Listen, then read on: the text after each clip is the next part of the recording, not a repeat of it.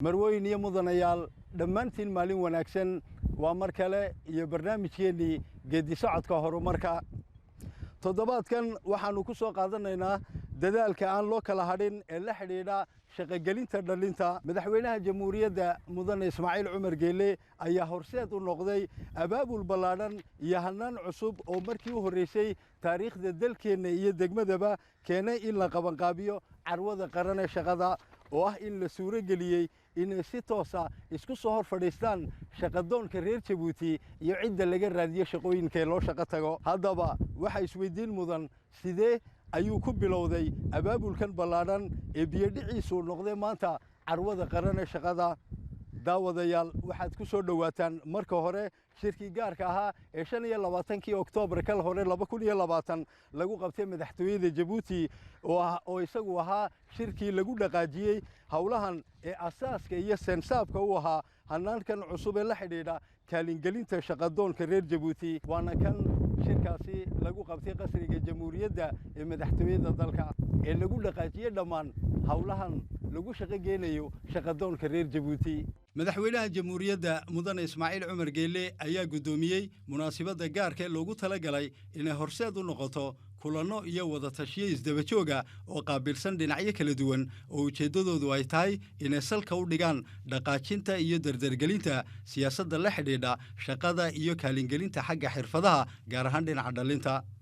shirkaasi xambaarsan ahmiyadda gaarka oo lagu qabtay qolka shirarka ee aadka u ballaadhan ee qasriga jamhuuriyadda waxaa ku kulmay dhammaan dhinacyada doorka firfircoon ka qaata ee inta badan la bido dalkeenna inay gacan xoog leh iyo cudud ay ku leeyihiin arrimaha kubcinta shaqa abuurka waxaa ka qayb galay ra'iisul wasaaraha jamhuuriyadda cabdulqaadir kaamil maxamed wasiirka shaqada iyo dib u habeynta maamulka cismaan ibraahim rooble xubnaha xukuumadda ee arrimahan ay sida gaarka ugu lug leeyihiin مسؤولية وزارتها ay xilkooda hayaan dhinacyada hay'adaha dawladda sida maamulka marsooyinka iyo aagaga ka madax banaan cashuuraadka qaybaha sida gaarka loo leeyahay oo hormood ay u tahay rugta ganacsigu xafiiska xiriiriyaha iyo isku duwaha hay'adaha qaramada midoobay ee ka howlgala dalka midowga sandiikooyinka shaqaalaha mas'uuliyiinta xafiiska madaxtooyada jamhuuriyadda macadka qaran ee tababarada shaqaalaha iyo wakaaladda qaran ee u xilsaaran tababarada xirfadaha munaasabadan oo ah hindisaha lagu dhaqaajiyay barnaamijka qaran ee cusub ee arrimaha shaqa abuurka waxaa kaloo qayb ka ah dadaalka lagu sii xoojinayo doorka lagu gacan qabanayo haweenka iyo dadka leh baahida gaarka hawlahan ayaa looga dan leeyahay in laga gaadho natiijooyin hor leh xagga arrimaha shaqa abuurka iyadoo laga duulayo xaqiijinta himilooyinka la hiigsanayo sida nidaaminta iyo kor u qaadidda maamulka suuqa shaqooyinka si loo soo saaro 5,000 oo shaqo sanadkii laga bilaabo sanadkan 2020 ilaa kal dambe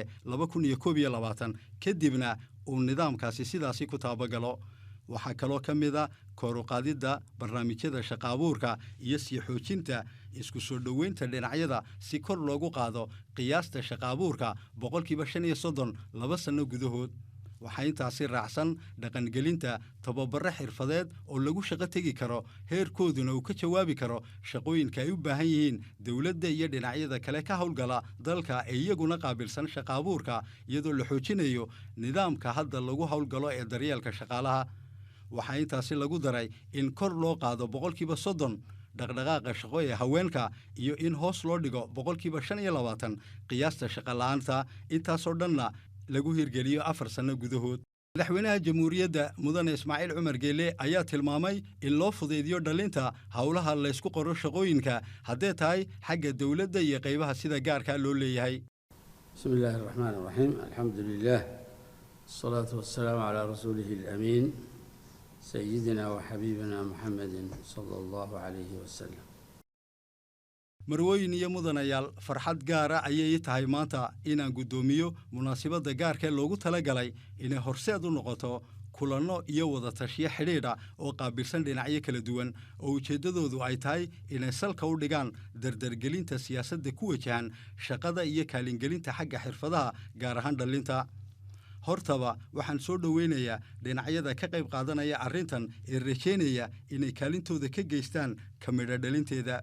marwooyin iyo mudanayaal dagaalka xooggan ee dhammaanteen aynu kula jirno faafidda caabuqa waddankeenna waxaa si weyn uga go'an howlgalka loogu jiro kor u kaca dhaqaale iyo shaqo abuurka iyadoo la adeegsanayo dib u habeenno dhan oo xidhiidhsan oo ahmiyaddooda gaarkaa wata si dib loogu dardargeliyo dhaqaalaha iyo suuqa shaqooyinka oo dhibaatooyin kala kulmay tallaabooyinka xakamaynta caafimaad marka lagu jiro xaalad dib u soo kabasho inooga baahan dadaal badan waxa inala gudboon in aynu tallaabada hore u qaadno si aynu dib ugu soo kobcinno sida ugu habboon inkastoo aynu haysanno dhinac walba fursado waaweyn oo dhaqaale haddana waxaana hor yaalla culays bulsho dhaqaale oo intiisa badan ku xidhan arrimaha shaqola'aanta gaar ahaan marka la og yahay in dadkeenna shaqadoonka badankoodu ay dhallin ka kooban yihiin ilaa maanta marka laga tago shaqola'aanta ka dhalatay isbeddelka degdegee ku yimid nidaamka uu ku dhisan yahay dhaqaalaheennu 15 sannay u dambeeyey oo gaar ahaan ay sabab u tahay kor u qaadidda aqoonta xirfaduhu waxaana hor yaalla tan iyo bilowgii sannadkan shaqola'aan la socota xaaladda la maraya iyo duruufta oo aannu ku rajo wanaagsannahay in wakhtigeedu uu muddo kooban ku eg yahay oo ku xidhan hakadka ku yimid dhaqdhaqaaqa dhaqaalee dunida waana dhibaato aan dabcan la qaybsanayno caalamka intiisa kale iyadoo alla mahadi ha ka gaadhee oo culayska ka fudeydiyey qaaraddeenna sidaasi darteed waxaa mas-uuliyaddeenna ah inaan u howlgalno annagoo adeegsanayna dhinac walba iyo wax kaste oo suuragelaya meelmarinta waxyaabaha keeni kara xal nidaamsan oo dhaxalgala oo ku dhisan heshiis adag oo dhex mara dhinacyada ku lug leh arrintan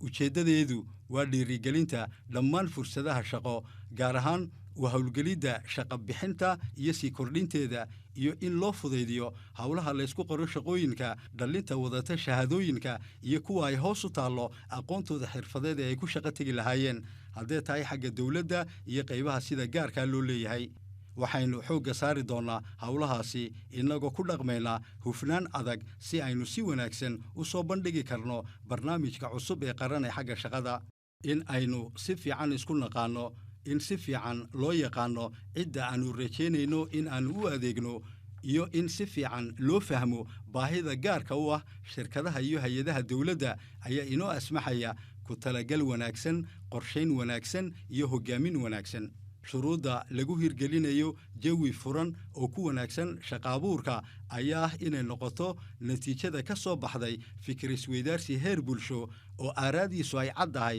oo qayb ay ka yihiin dhammaan qaybaha iskaashiga ka geysta dhinacyada bulshada iyadoo tallaabadaasi ay tahay mid ka mida shuruudaha keenaya in lagu guulaysto dhammaan geeddiga uu dalkeennu ku guda jiro ee la xidhiidha furinta dhibaatooyinka shaqola'aanta haysata dhallinteenna waxaa xaqiiqa in lagu gaadhi karo natiijo marka la mideeyo ee dadaalkeenna oo dhan meel layskugu geeyo iyadoo laga dhaqaaqayo kalsoonni buuxda oo laysku qabo waxaan durba bilownay meelmarinta dib u habeynta daruurigae xagga sharciga iyo farsamada si suuqeenna shaqadu ula jaan qaado isbeddellada socda annagoo qaadnay tallaabooyin xidhiidha oo ku wajahan in horumar isku dheeli tiran laga hirgeliyo dhammaan dalka waxaan aaminsanahay in dhammaan ka qaybqaadashadeennu ay tahay mid lagama maarmaana si siyaasaddeennu ay u yeelato saamayn faa'iido leh iyo waxqabad muuqda oo lagu qanco anigoo ka dhaqaaqaya mas-uuliyadihiinna kaalinta iyo doorka hay-adaha iyo qaybaha aad matalaysaan ee aad u haysaan xilka hoggaanka waxaan idinku boorinayaa inaad aqoontiinna iyo waxqabadkiinna wanaagsan uga faa'iidaysaan oo aad ku biirisaan hannaankan kulminaya dhammaan hindisayaasha la xidhiidha kubcinta shaqada iyo shaqooyinka dalkeenna waad mahadsantihiin sur notre territoire. Je vous remercie. wasiirka shaqada iyo dib u habeynta maamulka cismaan ibraahim rooble ayaa xusay in munaasibaddan ay u asmaxayso dhaqaajinta dardar heer qarana oo la xidhiidha arrimaha shaqola'aanta. La cérémonie on ne peut plus solennelle qui nous réunit ce matin revêt pour nous un caractère si particulier.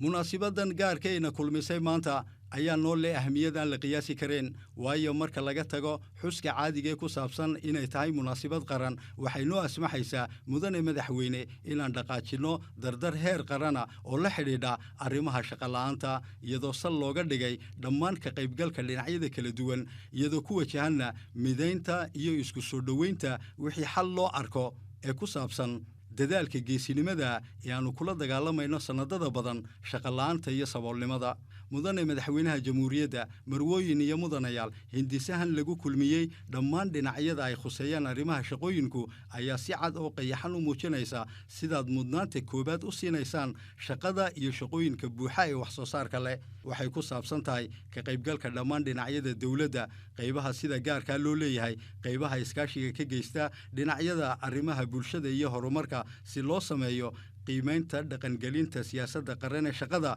iyo sidii la iskula qaadan lahaa qorshe cusub oo xagga shaqada oo lagu howlgalo 5 sannadood ee soo socota sidoo kale hindisahan wuxuu dhigayaa kaalinta loogu gudbayo barnaamijka lagu magacaabo barnaamijka tayeynta shaqooyinka ee dalalka iyadoo uu qayb ka yahay hiigsiga Jabuuti ee yoolka 2035 oo ku dhisan fudaydinta qaabka lagu helo shaqooyinka xasilinta ammaanka shaqo daryeelka caafimaad ee qoysaska fikir isweydaarsi heer bulsho oo salkiisu adag yahay xorriyad la xidhiidha wada hadalka heerka sandiko iyo ragga iyo haweenku inay u sinaadaan xagga shaqada et enfin une égalité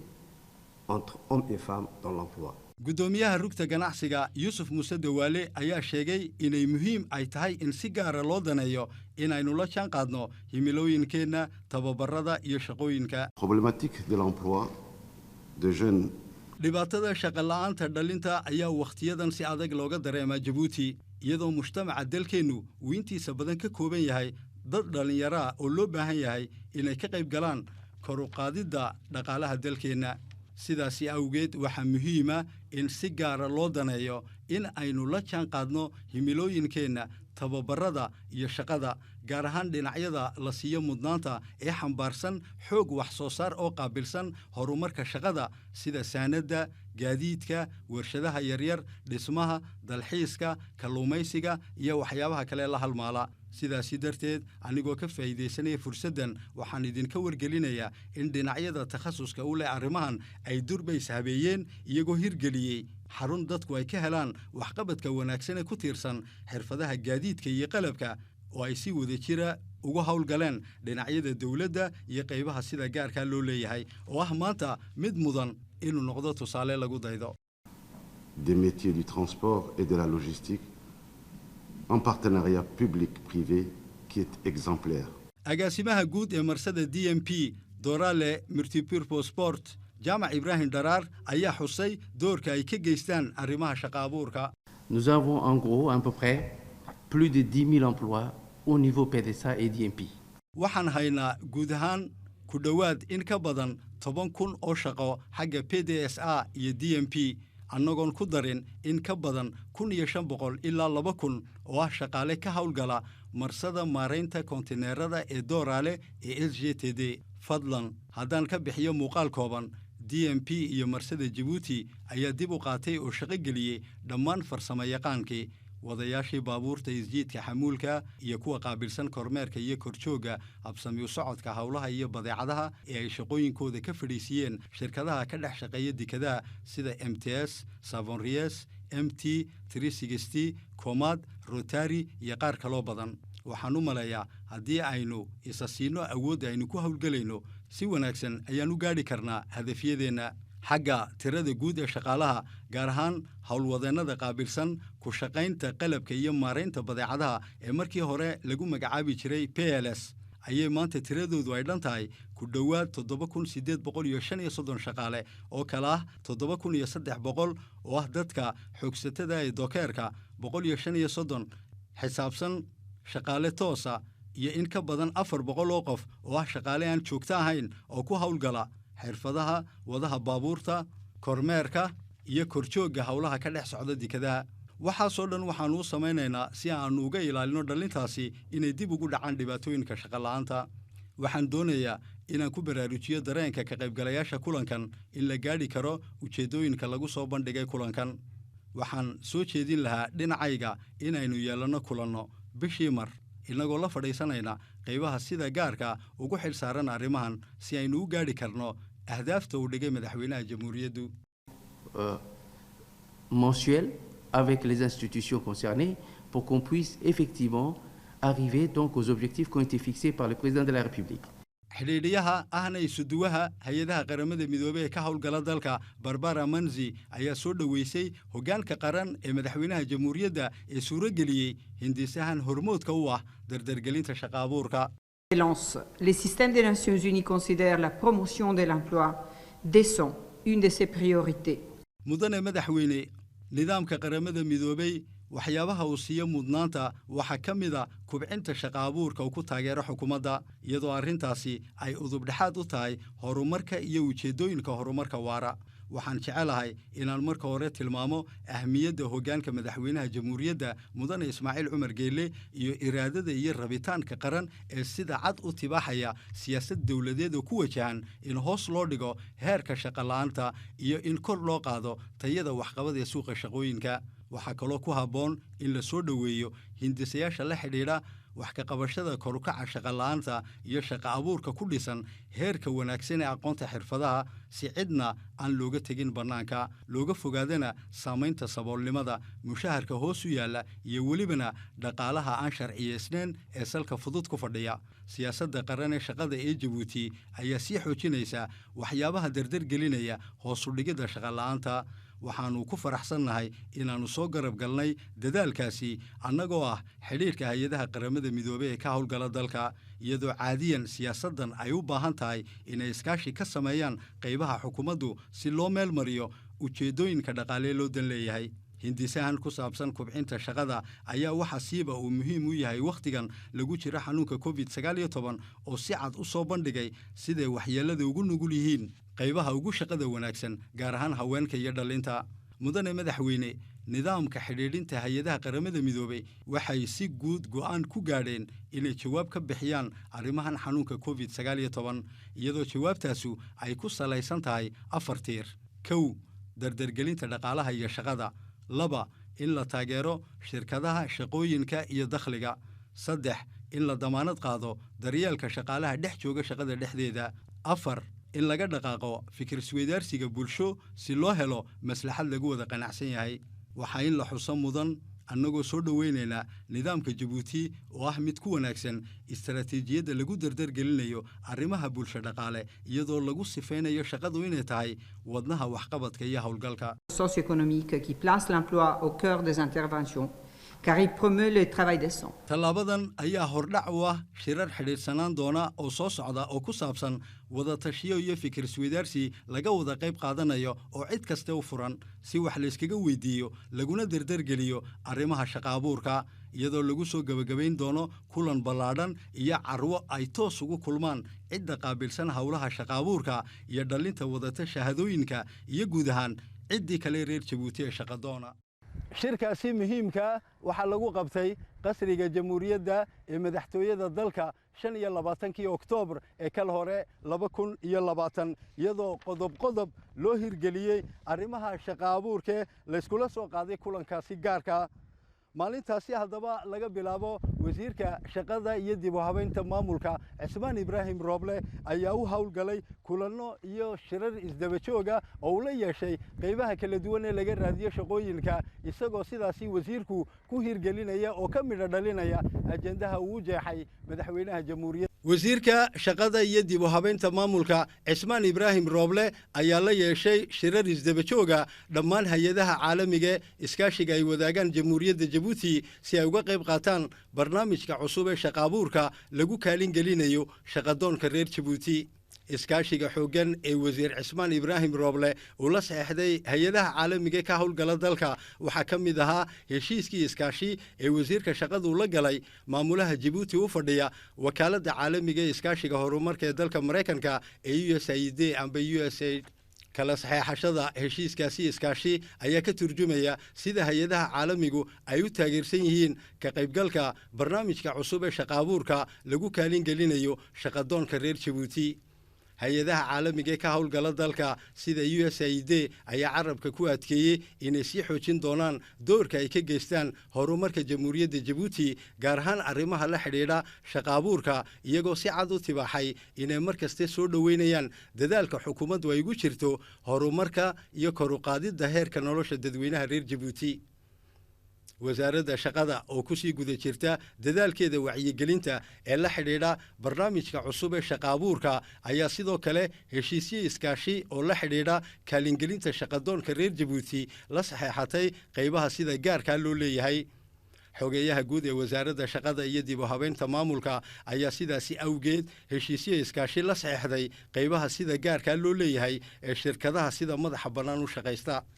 arrintan ayaa ka turjumaysa siday uga go'an tahay qaybaha sida gaarkaa loo leeyahay inay door taariikhiya ka galaan dadaalka lagu hirgelinayo barnaamijka cusub ee shaqa abuurka sidoo kale wasaaradda shaqada iyo dib u habeynta maamulka ayaa la saxeexatay heshiisyo iskaashi oo la xidhiidha barnaamijka cusub ee shaqa abuurka baananka ka howlgala dalka waxaa xoogga la saaray sidii baananku ay ugu sahli lahaayeen lacagaha dhallinta amba dadka reer jabuuti ee doonaya inay si madax bannaan u shaqaystaan bangiyadu waxay si cad u shaaciyeen inay u fudaydin doonaan oo si wanaagsan ay ugu sahli doonaan lacagaha dadka reer jabuuti ee raba inay u shaqaystaan si madax bannaan iyadoo tallaabadaasi ay hormood u tahay dardargelinta shaqa abuurka ku dhisan qaybaha sida gaarkaa loo leeyahay oo si wanaagsan culayska uga yareynaya qaybaha dowladda sidaasi darteedna loo baahan yahay in la ballaadhiyo qaybaha sida gaarkaa loo leeyahay oo marka la eego dalkeenna mustaqbal badan uu ku laaban yahay wasiirka shaqada iyo dib u habeynta maamulka cismaan ibraahim rooble ayaa guntiga dhiisha iskaga dhigay si looga midho dhaliyo barnaamijka cusub ee shaqa abuurka lagu kaalin gelinayo dadka shaqadoonka reer jabuuti kadib shirarkii isdaba joogee wasiir cismaan ibraahim rooble uu ku yeeshay magaalo madaxda jabuuti wuxuu u wareegay kulannada iyo shirarka gaarka ee uu ku qabtay gobollada dalka gudihiisa sidaasi darteed wasiirka shaqada iyo dib u habeynta maamulka cismaan ibraahim rooble ayaa ku qabtay magaalada midnimada qarane dikhil shir ay si wada jira uga qayb galeen mas-uuliyiinta dikhil iyo cali sabeex oo gaar u ahaa arrimaha dardargelinta barnaamijka cusub ee shaqa abuurka waxaa sidoo kale kulankaasi ka qayb galay xogey dowladeedka ballaadhinta maamulka gobollada xildhibaanada madax dhaqameedka haweenka iyo dhallinta labada dhinac ee cali sabeex iyo dikhil dhawaad horta wafdigan labada wasiir hor socdaan soo dhawaada heer cali sabiixo soo dhawaada jaar baan nahay waa run jaarkuna xaq badan buu isku leeyahay aad iyo aad baan jecelnahay inaan soo dhaweyno nigu soo dhaweyno degmadii midnimada degmadii astaanta badnayd degmadii nabadda gudasha u ahayd ku soo dhawaada marka xigto waxa weeyaan siduu sharmaarkaba sheegayey annagu haddaan mas-uuliyiin nahay fadhigan laba fadhiyo kale ka horreeyo hordhac u ahaa oo ilaa kambeski aan ku kulannay oo wasiirka shaqada iyo dib u habeynta maamulku uu nagu casuumay kambeski waxa weeyaan marka la wada sheekaysto horta bini aadanku ma madno waxunbaa fikraddu waxunbay dhalaan marka labadaa fadhi iyo kani geedi socodkan maanta annagu nasiibka aan u yeelanay inaad dikhil laga bilaabo taana horta mudane wasiir aad iyo aad baan kugu mahadninaynaa sharafta gaarka aana siisay annagoo coradiya waana mutaysanaa u manaya taasina horta waa mahad aan kaaga celinayo waxa weeyaan markaas fadhigan ballaadhan waa sidii wax la isku weydaarsan lahaa fikrado la isku weydaarsan lahaa taasoo ku salaysan shaqo abuurka markaas waxa weeyaan way ka go-an tahay dowladdeennana siyaasadda waayeelnimadu ay ku dhahan tahay madaxweyne ismaaciil cumar geelle uu ku hogaamiyo xukuumaddana way ka go-an tahay sidaa dee shaashadda amba telefishinka kala socotiin waxaa igu maqala dee in sanadkan dhexdiisa hadduu ilaahay nagu sakimo inaa 5,000 oo aragtay wasaaradda shaqada uu hor socdo wasiirku cusbaan iyo uu ku kala kaalinayay maaragtay wasiirkii ballaarinta maamul goboleedka isaguna Araamis waxaan leeyahay soo dhawaada maaragtay magaalada midnimada ku soo dhawaada fadhigan golihii ka dhacaya maaragtay maamul goboleedka haduu leeyahay waxaan soo dhaweyn waxaan hadda u rajeynay waxa weeyaan waa martida intan marti ah ee ka socota cali sabiix iyaduna fikirkan nagala qaadanaysa iyaduna halkii maaragtay meel loo wareegi lahaa marna cali sabiix loo fadhiisan lahaa marna dakhil loo fadhiisan lahaa iyo jecelaysatay wasaaraddu inay iskugu keento dakhilna meel iyo cali sabiix meel iskugu keento tajooriyo ukhra meel iskugu keento sida ay socodkii u soo dedejiso amba u soo gaabiso waxaan leeyahay waa fikir wanaagsan waad ku mahadsantihiin inaguna kulley waxaa laga hadli doonaa maaragtay waa shaqo abuur waa fikir odhanaya sanadkan gudihiisa hadduu ilaahay yidhaaho 6 bilood oo soo socota amba sanadkan gudihiisa in waddanka laga abuuri karo 5,000 oo shaqo ah marka sidii looga abuurayay wadankuna waxaa dee ka mid ah maaragtay magaaladii aan ku wada indhahan ku wada haynay Jabuuti wan maahayna waxaa dhulkeennana maxaa laga abuuri karaa isweydaarsiga loo yimiday maanta sidaasa dakhil iyo cali sabiix ka soko wadanka dhexdiisa maxaa ka hirgali karaa annaga horta haddaan reer cali sabiixnahay su-aashan shaqo abuurku maanta nooguma horeyso haddii dhallinyar tahay haddii oqaala tahay iyo haddii association tahayba waan ka sii fikirnay waan soo darisnay waan isweydiinayna kelina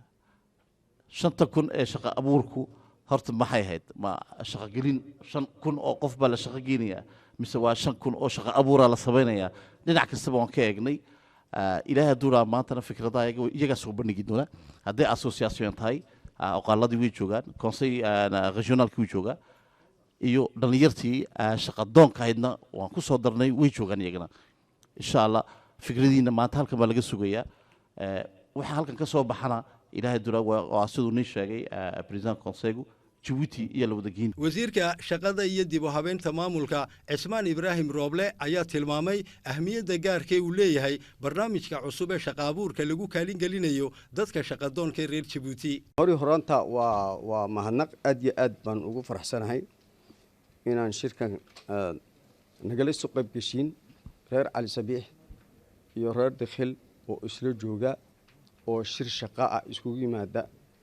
waa wax lagu farxo weeyaan shirka shaqada waxa la iskugu imanaya waxa weeyaan waa maanta shay muhiim weeyaan waxaan ka fikiraynaa waxaan araada isku dhaafsanaynaa waxaan aragtida isku dhaafsanaynaa waxaan mowqifka isku dhaafsanaynaa sidii siyaasad shaqo oo wadani ah oo loo dhan yahay loo maadatay hirgelin lahaa oo shaqadu shaqo la'aanta maanta waxa weeyaan waa arrin na wala haysata haddayna wala haysato inaan inaku aan ka wala fikirno sidii looga wala bixi lahaa madartay arrintaas oo loogu heli lahaa xal loogu heli lahaa waa ogsoontihiin siyaasadda madaxweynaha jamhuuriyadda Djibouti mudane Ismaaciil Cumar Gelle waxay siinaysaa ahamiyad gaar ah qiimo gaar ah ayay siinaysaa in la helo siyaasad hufan dhan oo xagga shaqada ah siyaasaddaasi waxaa lagu meel marin karayaa uun haddii la helo Djibouti laga helo mas-uuliinteeda shicibkeeda bulshada rayidka oo isku dhan oo maaragtay ka wada tashata sidii xalka looga bixi lahaa shaqadu waa run si baan u haysanaa waxaan u haysanaa waagii hore waxaa loo odhanayay shaqada waxaa biro unbaa loo shaqo tagaa bes biro unbaa loo shaqo tagaa maanta inaan fikirka aan ka sheekaysano maxaa xal loogu heli karayaa in maanta shoomeerinta dalkeenna oo dhan joogta khaasatan cali sabiix iyo dakhil sidee baa looga bixi karayaa oo loogu heli karayaa maadaama ay xaaladdu sidaa ay tahay in horumar laga gaadho oo shaqo abuur shaqo maaragtay hirgelin shaqo qiimeyn shaqo qiimeynta ugu weyn waxa weeyaan waa qofka oo shaqadiisa ku kalsoonaada shaqadiisa si fiican u sameeya shaqadiisa garta qiimaha ay leedahay shaqo qiimeyn iyo fikir ah waxaan ku soo birin karayo shaqo abuurka aan ku soo birin karayo intaa in laga sheekaysto maanta waxa xaaladdeenu ay joogto halkeen geen karaynaa xaaladdaas oo maxaan ku bedeli karaynaa oo maxaa maaragtay aan horumar ugu heli karaynaa dhallinyarteenna khaasatan dhallinyarteenna haweenkeenna maaragtay kuwan kale ee maaragtay xaasas kale ee bilaa shaqada sidee xal uga heli karaynaa inaan isweydiino oo markaa fikraddaasi ay ka soo baxdo ininka ay naga soo baxdo oo la qoro oo la tabiyana markaa oo Djiboutina loo tabiyo shirka weyn ee ka dhacaya Djibouti lagaga sheekaysto in dakhil iyo cali sabiixba ay mowqifka ay ka leedahay shaqo shaqada karaamada leh shaqada maaragtay wanaagsan shaqada maaragtay horumarka dalka u keenaysa in mowqifkeeda halka lagu cabiro oo la yidhaaho waa kaa waxaaba maaragtay ay dakhil iyo calsiixba ay ku soo biiriyeen dhismaha siyaasad maaragtay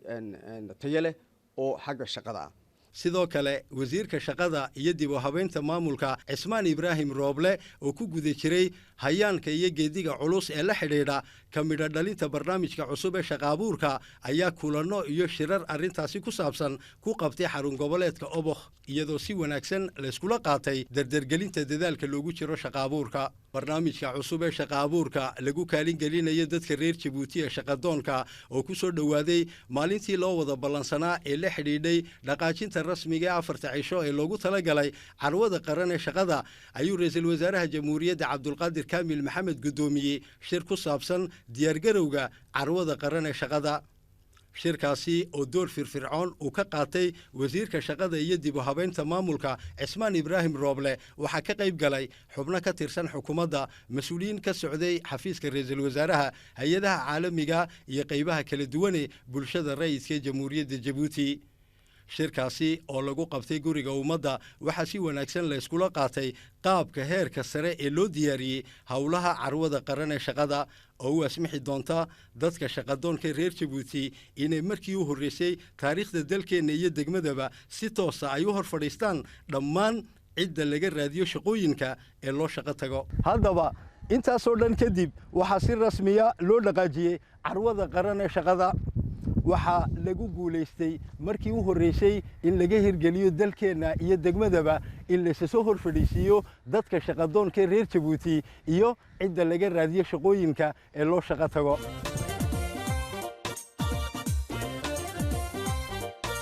dadaalka ballaadhan ee la soo galay kadib waxaa la soo gaadhay maalintii lagu wada ballansanaa ee dhaqaajinta markii u horeysay taariikhda dalkeena iyo degmadaba carwada qaran ee shaqada madaxweynaha jamhuuriyadda mudane Ismaaciil Cumar Geele ayaa gudoomiyey munaasabadda sida rasmiga loogu dhaqaajiyey 4 maalmood ee carwada qaran ee shaqada madaxweynaha jamhuuriyadda mudane Ismaaciil Cumar Geele oo ay wehelinayso marwada koobaad ee dalka waxaa ku soo dhaweeyay sabadka guriga ummadda ra'iisul wasaaraha jamhuuriyadda Cabdulqaadir Kaamil Maxamed iyo wasiirka shaqada iyo dib u habeynta maamulka Cismaan Ibraahim Rooble iyo dadweyne tiro badan oo iskugu jiray mas'uuliyiin iyo walibana qaybaha kala duwan ee bulshada rayidka ee jamhuuriyadda Djibouti madaxweynaha jamhuuriyadda iyo marwada koobaad ee dalka ayaa u gudbay qaybaha lagu soo bandhigay xafiisyada dawladda iyo gaar ahaan qaybaha sida gaarka loo leeyahay ee lagu dardargeliyey inay door firfircoon ka qaataan shaqagelinta dadka reer Djibouti ee shaqadoonka hadduu yahay aqoonyahan hawl baa loo diyaarsho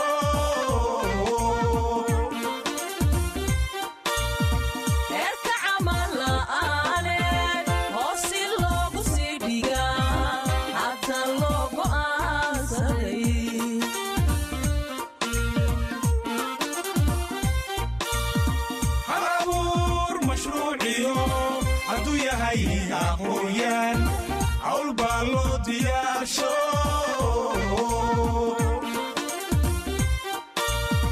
heerka camal la'aaneed hoosi loogu sii dhigaa hadda loo go'aansaday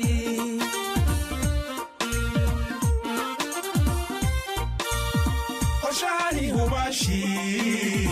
dowladda uun hirgelintiisa yaan lagu halaynine hay'ad madax bannaaniyo shirkadaba hadday tahay xukuumadda had iyo jeer u fudaydin howlaha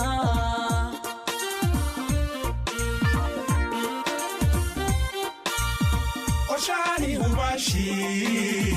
dowladda uun hirgelintiisa yaan lagu halaynine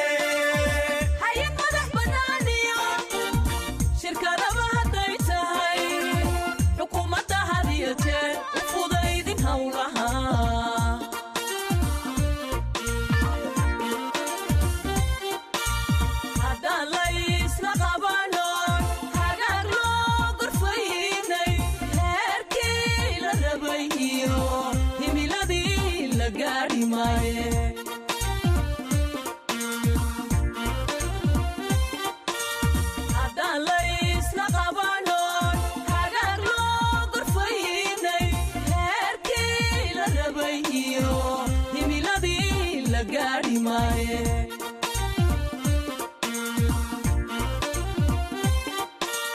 kuwii fikirka hindisiyo dhammaan intii ka howlgashay ugu horeeyo hogaansho mahadi ha ka gaadho mahadi ha ka gaadho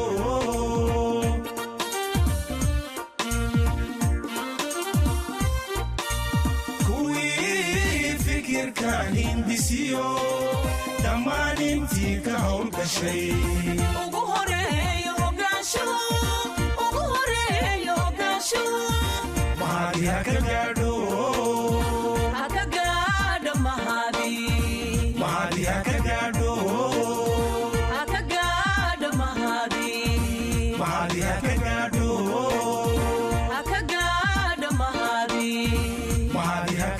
madaxweynaha jamhuuriyadda mudane ismaaciil cumar geele oo ay hareere fadhiyeen ra'iisul wasaaraha jamhuuriyadda iyo wasiirka shaqada iyo dib u habaynta maamulka ayaa ka qayb galay qaybta su'aalaha iyo jawaabaha ee soo bandhigidda weydiinta iyo warcelinta waxaa ka qayb galay marwada koowaad ee dalka ahna guddoomiyaha ururka qaran ee haweenka reer jabuuti ee UNFD marwe khadre maxamuud xayd guddoomiyaha golaha baarlamanka maxamed cali xumed xubnaha xukuumadda xildhibaanada mas-uuliyiinta qaybaha dowladda iyo qaybaha sida gaarkaa loo leeyahay maamulayaasha hay-adaha caalamiga ee ka howlgala dalka qaybaha haweenka dhinacyada bulshada rayidka iyo dhalin aad u fara badan oo dhammaantood soo dhoweeyey oo ku niyad wanaagsan oo ku qanacsan barnaamijka cusub ee shaqa abuurka lagu kaalin gelinayo dadka reer jabuuti ee shaqadoonka waxaa madashaasi su'aalaha iyo jawaabaha isku weydaarsaday dhalinta iyo mas-uuliyiinta kala duwane gaar ahaan qaabilsan qaybaha sida gaarkaa loo leeyahay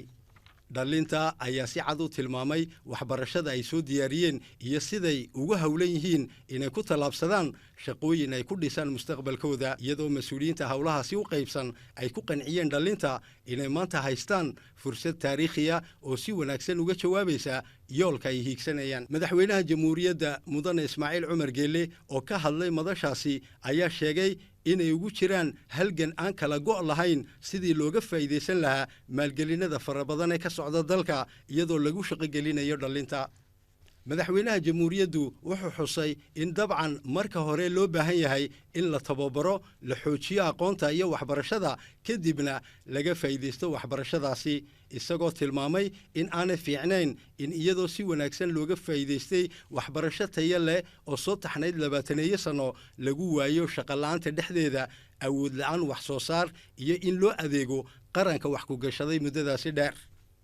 madaxweynaha jamhuuriyadda mudane ismaaciil cumar geele wuxuu si cad u qeexay inay tahay fikrad khaldan in laga faa'iidaysto aqoonta iyo tacabka waxbarasho ee ku gashaday qaranku kadibna laga raadiyo shaqo dalalka dibadda iyadoo ay nasiib darro tahay inaad ugu adeegi weydo aqoontaadii uu kugu gargaaray qarankaagu oo ah waddanka keliya xaq kugu leh inaad uga faa'iidayso sidaasi awgeed madaxweynaha jamhuuriyadda mudane ismaaciil cumar geele wuxuu soo dhoweeyey mid ka mid a dhallinyaradii ka hadashay madasha carwada qaran ee shaqada oo ugu hambaliyeeyey inuu waxbarashadiisa ku soo qaatay magaalada london balse uu maanta ku soo laabtay dalkiisa jabuuti si uga faa'iideeyo aqoontiisa iyo waxbarashadiisa qorshahani hubaashii dowladda uur hirgelintiisa yaan lagu halaynine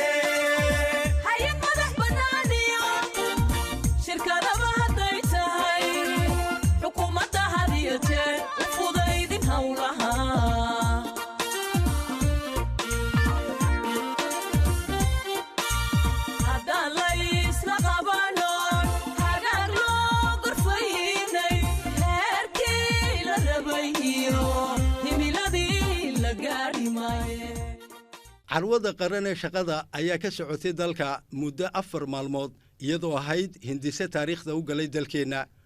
carwada qaran ee shaqadu waxay suuro gelisay in markii u horreysay dalka iyo degmadaba ay si toosa isku soo hor fadhiistaan cidda laga rajeeyo shaqooyinka iyo dadka reer jabuuti ee shaqadoonka waxaa in la xuso mudan in kor loo dhaafay oo aad looga sarreeyey yoolkii la hiigsanayay ee tirada 5,000 ee shaqo iyadoo wararkana soo gaadhaya ay xaqiijinayaan in la meelmariyey oo si wanaagsan loo bisleeyey in ku dhow 9,000 oo shaqo oo maanta si diyaarsan loogu shaqo tegey waxaa halkaasi si cad uga muuqata sida wanaagsan ee loogu dhowaaday in la soo saaro laba jibaar intii marka hore la rajaynayay in la soo saaro tallaabadan waxay tilmaamaysaa in marka gacanta layswada qabsado si wanaagsan looga gudbi karo marxalad kaste waxaa sidaas ku meel maray oo si fiican loogu guulaystay ka midho dhalinta barnaamijka cusub ee shaqa abuurka lagu kaalin gelinayo sannad walba dadka reer jabuuti ee shaqadoonka intaas ayaynu ku soo gebagabeynaynaa barnaamijkeennii geeddi socodka horumarka